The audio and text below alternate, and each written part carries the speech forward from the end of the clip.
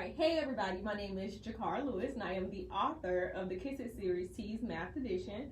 Today we are going to cover solving real world problems involving ratios and rate of change. So normally whenever I introduce a topic, I break it down into subtopics so that you guys are aware of what you could expect given a certain topic. So I know that's one of the problems that a lot of people have, is that when you get the checklist for all the topics that you're expected to master, you don't know specifically what they're asking you. So of course today I said, okay, we're doing ratios and rate of change, but there are a variety of different things that you could do involving ratios and rate of change. And today we're going to cover 3 of those. So I'm going to show you guys how to write a ratio between 2 quantities. I'm going to show you guys how to identify equivalent ratios, and I'm also going to show you guys how to solve for missing values given a ratio. These are 3 of the things that I think are the most important in regards to this test, and showing you specifically what you need to focus on when you're studying. And that's the really great thing about the book, is it hones in on the specific subtopics that you guys need to focus on, and it shows you how to be able to execute them, and it also gives you enough practice to where you can eventually go on to master the topic. Alright, so when we talk about ratios in general, ratios are going to be used to show the relationship between 2 quantities. So whenever I'm comparing 2 different things, and we talk about boys and girls, or we talk about apples and oranges, or we talk about cars versus trucks, those are ratios in the sense that we're trying to compare 2 completely different quantities. So one thing that you guys have to know is that a ratio can be written 3 different ways, and you want to be able to recognize that. You want to be able to recognize that, because I don't want you to get into a boat to where you have it in your mind that a ratio is always a colon, and then you get a fraction or you get the word 2 and then it confuses you. So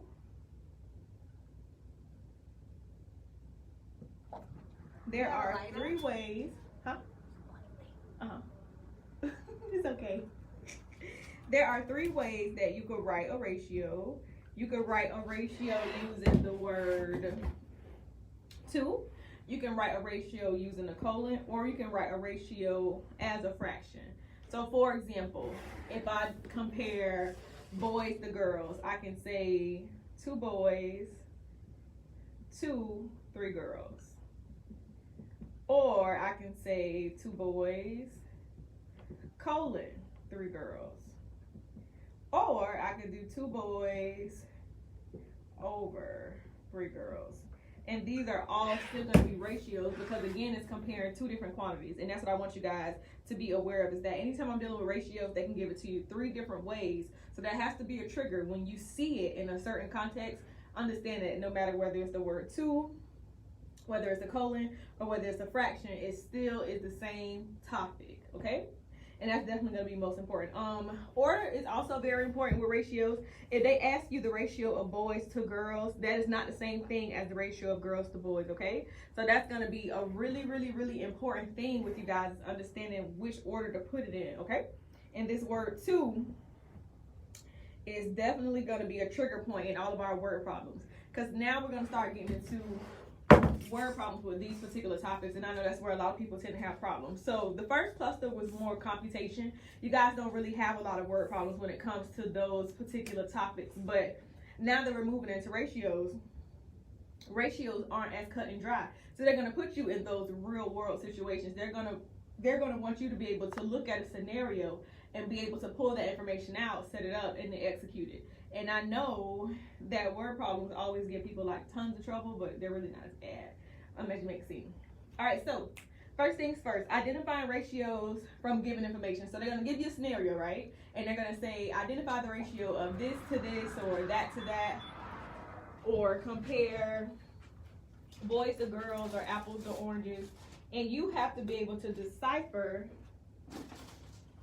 given that particular information, how to solve. So example 1 says there are 28 marbles in a jar. So I know that I have 28 marbles. It says I have 7 green, 11 blue, 5 red, and 5 orange. It says, what is the ratio of blue marbles to red marbles? So I know, okay, what are they asking me to do? They want to know, I need to compare how many blue marbles there are to how many red marbles there are. Okay, so I know I have 11 blue marbles. and I know I have 5 red marbles. So of course my answer can be written 3 different ways. I can write it as 11 blue over 5 red. I could also write it as 11 colon 5, or I can write it as 11 2 5. Now questions like these are pretty cut and dry. Sometimes people tend to make mistakes for a variety of different reasons, and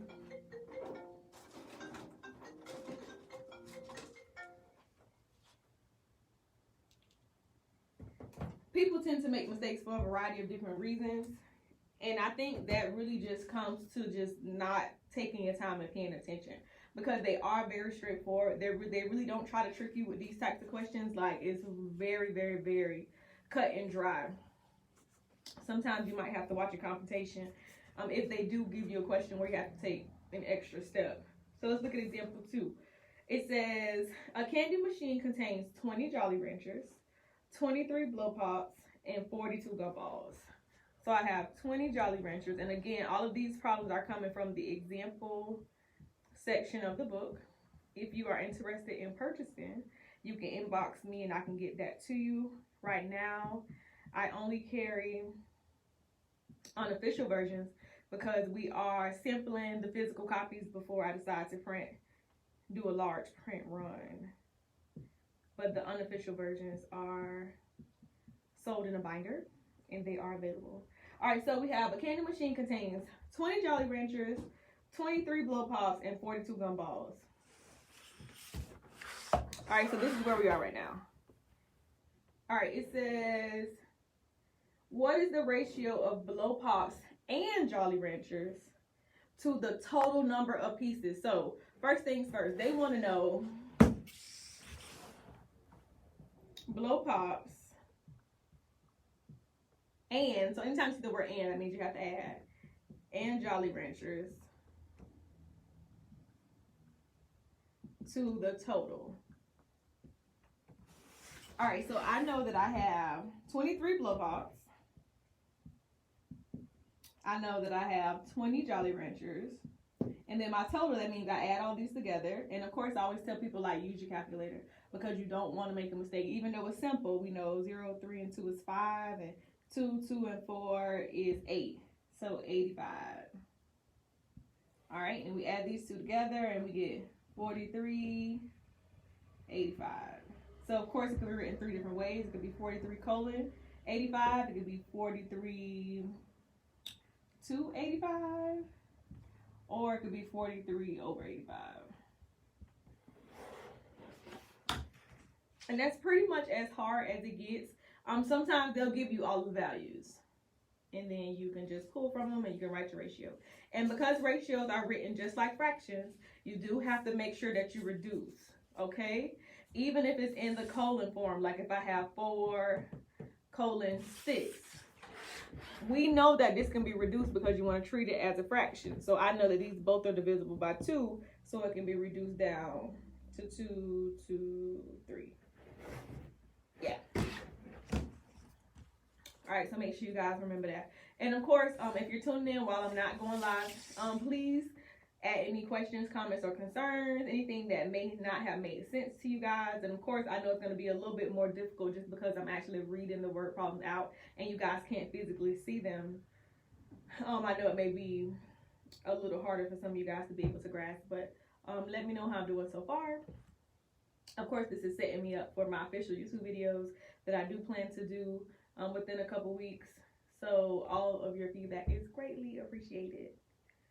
All right, so moving on. So we're still dealing with ratios. We're still comparing 2 different quantities. We're still trying to figure out what's what. So now we're moving into another subtopic, which is identifying equivalent ratios. So when you think like equivalent ratios, think the same thing as like equivalent fractions, because that's the setup that we're going to use for this, okay? And in this particular setup, we're going to start doing cross multiplying. So if you're not familiar with cross multiplying, I'll definitely introduce it to you today. This is going to be a little bit cumbersome for some people because people feel like, I want to take a shortcut, but I don't like teaching shortcuts because sometimes shortcuts don't work if you don't have it fully grasped, okay? All right, so For example, it says the ratio of boys to girls at Campbell Middle School is 25 to 100. So I know at Campbell Middle School, the ratio is 25 to 100. It says Holly Hill Middle School has an equivalent ratio of boys to girls. Okay. Which option best represents the ratio of boys to girls at Holly Hill? So for our options, they give us 1 to 5. They give us 5 to 100. They give us 5 to 10. And they give us 5 to 20. All right, so we have to decide if this is the ratio of boys to girls at Campbell Middle School, which one of these options will give us an equivalent ratio, which means it will be equal to it. Now, there are two different ways that you could do this. You could change them all to decimals. And, of course, whichever decimal is equal to the one at Campbell Middle School would be our answer. So, for example, I know that 25 over 100, that's 0.25. I know that 1 over 5, that's 0.20. And of course, if you don't remember, whenever I convert a fraction to a decimal, I'm just dividing top by the bottom. I can do 5 over 100, which is 0 to 5. 5 over 10, which is 0.50. And then 5 over 20, which is 0.2. Is that 2? Jesus. 0.25.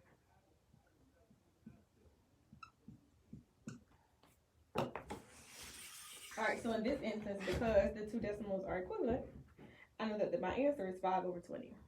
Okay? That's the easiest way that you can do equivalent ratios. And the reason why I say it's the easiest is because they give you a calculator. So the calculator is going to cut that time down. It's going to put you in a scenario, again, to where you can move faster and you can be more efficient. Now, if you guys notice, that sub skill came right back into play, converting fractions to decimals. And that's why I said that particular topic, converting fractions, decimals, and percents, is super important because it's a skill you're going to see over and over again. You guys are going to have to continuously utilize it, and it's going to really put you in a really good space. Okay, and again, right now we're doing identifying equivalent ratios. The easiest way to do equivalent ratios, honestly, is to change everything to fractions. Change all your fractions to decimals, and then compare. Now, for our second example, I'm going to show you another way you can do it if you don't feel as comfortable. I'm doing that way. It says the ratio of base to height on a triangle is 3 to 4. So I know my ratio is 3 to 4. It says identify an equivalent ratio from the options given. So they give us 9 over 16. They give us 1 over 4. They give us 15 over 20. And they give us 3 over 5. So now we're going to try cross multiplication, right? That's a totally different method that we can use to help us to be able to identify what the equivalent ratios are. So in order to cross multiply, you're going to set up the option that they give you, and you're going to set it equal to the ratio that you start with. So just like this. So I have 9 over 16, which is my first option, and 3 over 4, which is the ratio that we started with, the ratio of the base to the height. All right, so when I say cross multiply, you're going to multiply from top to bottom on both sides. So if I do 9 times 4, we know that's 36. If I do 16 times 3, we know that's 48. So because these two are not equal on both sides, this is not an equivalent ratio. And we just repeat that same thing. So I would have 1 over 4. I probably should bring that up.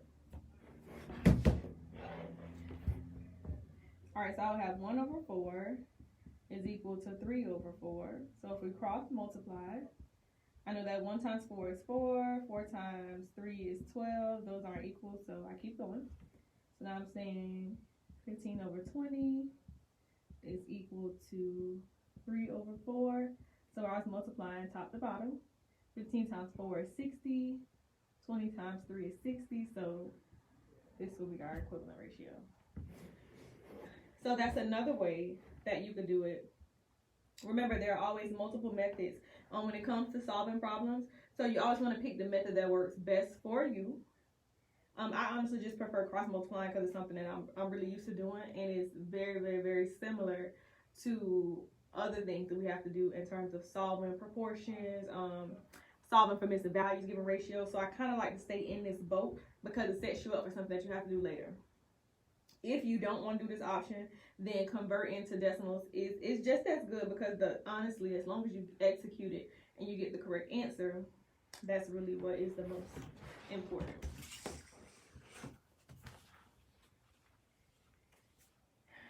All right, and moving on to our very last section, identifying missing values given a ratio. So they're going to put you in a scenario,